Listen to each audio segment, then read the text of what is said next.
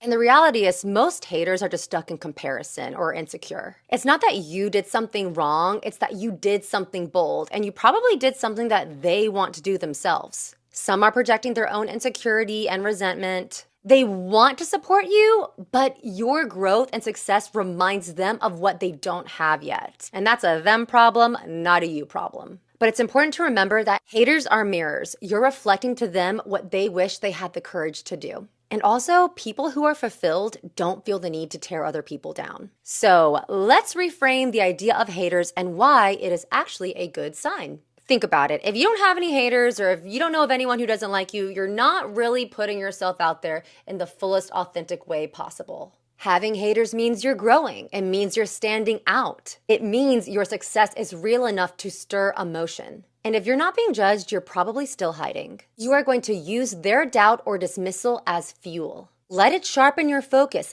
Let it clarify who is really in your corner. And reminder, you don't need everyone to like you. You just need to like yourself. Okay, moving forward, now that we know that we're always going to be dealing with haters, the first thing we're going to do is surround ourselves with good, supportive people. People that support you, and most of all, you can support as well. If people aren't supporting you online, you're welcome to block them, ignore them, but I also think negative comments are the best. You're creating discourse, you're creating conversation, you are driving traffic to whatever platform you're posting on, and that is a good thing.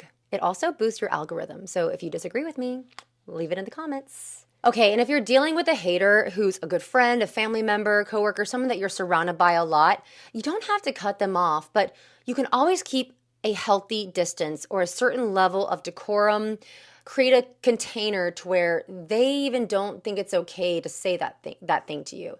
Create a container where they don't feel it's even appropriate to say these negative things to you. If they all of a sudden kind of put you down, just politely say, oh, that's nice, but I don't need anyone's opinion, or that's nice, but I wasn't asking for opinions. Say everything with a smile, be cordial, be polite, but don't allow people to push you around or try to put you down. Just slowly dismiss them. It really comes down to just setting healthy boundaries and sticking to them. And if someone can't accept your boundaries, if they keep telling you negative thoughts about yourself that you didn't even ask for, then it's pretty much time to have a conversation. Be like, listen, what's the deal? If you keep saying these negative things to me or keep putting me down, we're going to have to part ways. And I don't think there's anything wrong with standing up for yourself or voicing how what they're doing or saying makes you feel. But I do think it's important to keep your composure, not get too emotional, and just try to communicate in the nicest way possible. Also, do the inner work, do some journaling, and reaffirm the truth. You are allowed to be seen. You are allowed to have success. And the truth is, a lot of the time we hold ourselves back from success because we have this subconscious belief that if we become successful, then people won't like us. That was a big one for me. I feel like I held my back from so much success in my 20s and held myself back from being fully seen because I was afraid if I were to be fully seen, then I would achieve the success that I wanted. But then what if people didn't like me on such a big scale? And could I even handle that? I think in my 20s, I wanted a big level of success, but I wasn't fully ready to handle the level of success because I wasn't good with myself yet. My self-esteem was very low. I probably couldn't handle it if people didn't like the way I did my job or didn't like me. But now I'm at a much better place where I'm totally fine with being disliked. Also, if we're dealing with a hater that is close to you, it's okay to feel hurt. But the important thing is that you can't let it tear you down. You can't have a hater hold you back from creating your vision and carrying it out into fruition.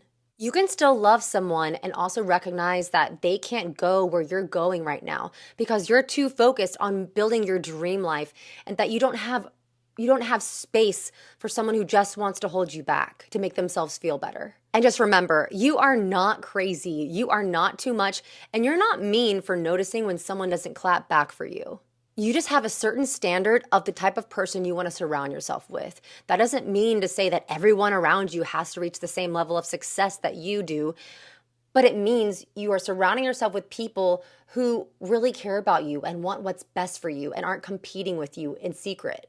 And also, let the haters fuel you. Don't let it stop you. There are women watching that need to keep going, that need proof that they can do it too. So don't let the haters stop you. If someone's hating, let them. You've got things to do too. So tell me in the comments, are you someone who's had the experience where someone's gotten weird when you start shining? You are not alone because we are not shrinking back. If you're experiencing haters right now, imagine like you're going after your goal and living your life with blinders on. Don't pay any attention to all the noise outside of your specific vision. Just stay focused, let the haters talk, and use it as fuel to fuel your own success. Thank y'all so much for joining me. I really enjoyed this week's video. I feel pumped after filming it.